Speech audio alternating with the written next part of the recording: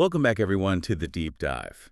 Today, we are cracking open a source file that really, well, it challenges the usual script for near-death experiences. Yeah, it definitely does. Usually we're talking intense physical trauma, right? Cardiac arrest, major accidents, and things like that. Exactly, the kind of thing where the body is clearly shutting down. But this is a probable NDE from back in 1999. The person involved, we'll call her Tina K. And the setting, not a hospital bed. No, unbelievably, it happened in a dentist's chair. A dentist's chair. She was getting a cavity filled under laughing gas nitrous oxide. Right. So our mission today is to really unpack Tina K's account. We need to look at the incredibly vivid sensory details she reported, the spiritual insights, and especially this radical perspective she gained on human emotions. It's quite something. It really is. And what's so compelling right off the bat is that it happened under anesthetic, not severe trauma. That immediately makes you question the purely physiological explanations for NDEs, doesn't it? It does. If just, tweaking the brain chemistry with gas can trigger this, maybe it's less about the dying part. And more about accessing something, a different level of consciousness that's already there. Exactly. Was it just a weird side effect of the gas, or did the gas just unlock a door? That's the million-dollar question. Either way, Tina described her awareness during the experience as, well, she said it was significantly higher than normal waking life. Yeah, not fuzzy or dreamlike. The opposite. Hyper-real. Sharper than everyday reality. Okay, so let's get into that. Part one, the sensory portal. This hyper-reality kicks in almost immediately with this shift in her senses. So paint the picture. 1 minute, she's hearing the dentist drill. The next. She finds herself moving into this very bright light. But interestingly, she didn't report a classic out-of-body feeling, like floating above herself. It was more of a transition. A transition into overwhelming sensory input. Overwhelming and totally new. She was very clear. She'd never seen colors or smells like that before. Think about that. Not just brighter pink or greener grass. No, like entirely new data. Things outside our normal human sensory range. Wow. Like getting a software update for your senses. Kind of. And her mind kept pace. She felt she could see and knew everything. Just instant comprehension. And the speed of thought. Incredibly fast. She described her thoughts as moving at an unbelievable speed. Which usually messes with time perception, right? Completely. She hit that classic NDE paradox. Time seemed to speed up, slow down, and also just stand still all at once. Like no time passed, even though she was absorbing huge amounts of information. Exactly. That feeling of timelessness. Okay, so if your thoughts are that fast and you feel like you know everything, what happens when you connect to, well, everything? That's when she moved into that state of oneness. But her description was interesting, almost technical. How so? She said she felt hardwired in my mind to the universe. Hardwired, like a direct connection. Yeah.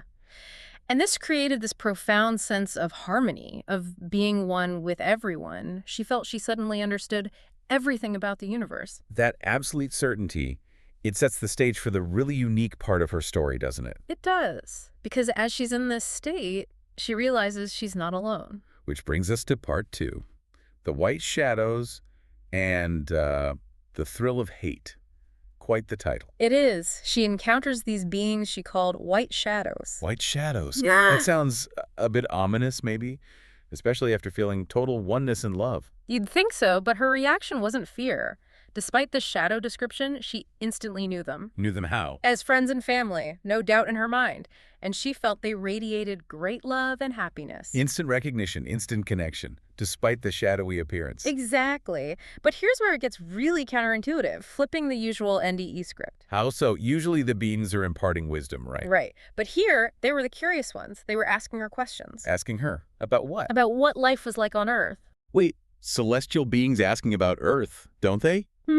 Apparently not in the experiential sense, which implies that our messy, complicated human existence is actually something of interest, maybe even a novelty from their perspective. Okay, that's fascinating. And this leads to the really shocking part about emotions.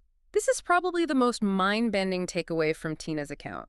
She understood that for these beings, our negative emotions, things like jealousy, hate, anger, the stuff we tried desperately to avoid, they experienced the idea of them or her description of them like a thrilling adrenaline rush. An adrenaline rush. Hate is a thrill. That's how she put it. Because, she explained, in their realm, There is no want for anything. Ah, okay. So if everything is perfect love and contentment, Then scarcity, frustration, conflict, the things that fuel our negativity are completely alien concepts. They're Yep. just intense experiences, novelty. she actually used an analogy, didn't she? She did. She said it was kind of like skydiving. Wow. So human conflict is like an extreme sport for souls. That's pretty, puts a different spin on things. My frustration in traffic is just cosmic bungee jumping. It's a radical reframing, for sure. And it connected directly to another insight she gained about why we're even here. About premortal existence. Mm-hmm.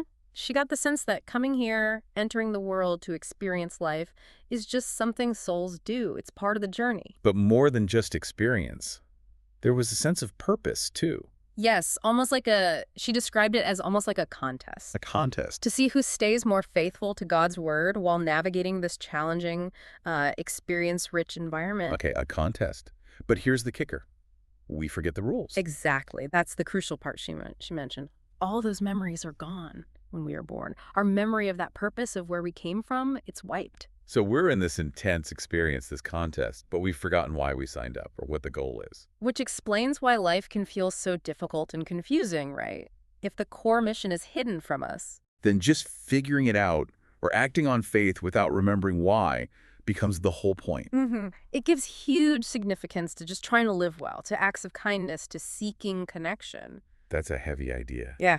And it flows right into part 3, where she has this very personal encounter. Yeah, she mentioned being taken to see Jesus. And her reaction wasn't just awe, it was nerves. Intense nerves. She said it felt like she was getting ready to see a famous rock star. Huh. That's strangely relatable. And with those nerves came this wave of embarrassment. Embarrassment. Why? What did she feel she'd done wrong? She instantly regretted that she did not lead more people to God's word or even pray very much. Mm-hmm. In that moment of total clarity, face to face with Jesus, she felt she'd fallen short of the purpose she'd just become aware of. Ooh, that sounds intense. Like suddenly realizing you missed the main point of your whole life. Exactly. But the response she got wasn't judgment or condemnation. No, it was understanding. She said Jesus understood the distractions of earth. The distractions. So, the daily grind, the noise, the challenges, they're acknowledged as real obstacles. Apparently so.